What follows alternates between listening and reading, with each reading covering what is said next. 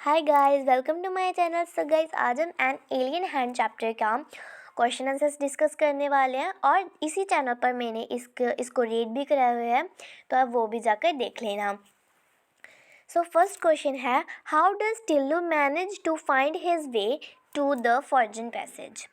जो वो पैसेज था, ठीक है, रास्ता था, उसे टिल्लू कैसे पार करता है। Manage to find he is way to the forbidden passage with the help of his father security guard. जो उसके पापा का सिक्योरिटी गार्ड होता है, उसकी वजह से वो रास्ता पार कर देता है। What did the Tillu's father advise him not to try to reach the surface of planet? जो टिल्लू के फादर थे, वो टिल्लू को ये एडवाइस क्यों देते थे कि तुम प्लैनेट के सरफेस पर मत जाना। टिल्लू's father advised him not to try to reach the surface of the planet because it was not easy to survive there, क्योंकि वहाँ पर रहना ईजी नहीं था। The temperature was too low to survive. वहाँ पर टेम्परेचर बहुत ही ज़्यादा कम था।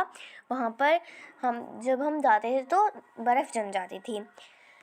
क्वेश्चन थर्ड है, what did the Tillu hope to see once he emerged from his underground home. तो जो टिल्लू था, वो मतलब अपने अंडरग्राउंड होम से बाहर निकल कर क्या देखना चाहता था। Tillu hope to see the sun और stars depending on the time of the day and night. जो टिल्लू था, वो सन और स्टार्स देखना चाहता था। उसे पता था कि जो सन है वो, उसने सुना था कहीं पर कि जो सन है वो डे में निकलता है और जो स्टार्स हैं वो नाइट में होते हैं। What changes had occurred which forced people to live in underground homes? तो जो पीपल के अंडरग्राउंड होम थे, मतलब वो अंडरग्राउंड कैसे रहने लग गए। तो इसका आंसर है, the people started living in underground homes and turn them hostile and the balance of nature was disturbed. तो वहाँ का वो अंडरग्राउंड इसीलिए रहने लग गए थे क्योंकि वहाँ का जो टेम्परेचर था, नेचर था, वो बैलेंस नहीं हो रहा था, ठीक है ना, इसीलिए वो अंडरग्राउंड रहने लग गए थे। बाहर बहुत ही ज़्यादा ठंड रहती थी। Why was everyone in the control room greatly excited? सभी लोग कंट्रोल रूम में बहुत ही ज़्यादा एक्साइटेड क्यों थे? Everyone was greatly excited in the control room as a two spacecraft seen approaching the planet. क्योंकि दो स्पेसक्राफ्ट प्लैनेट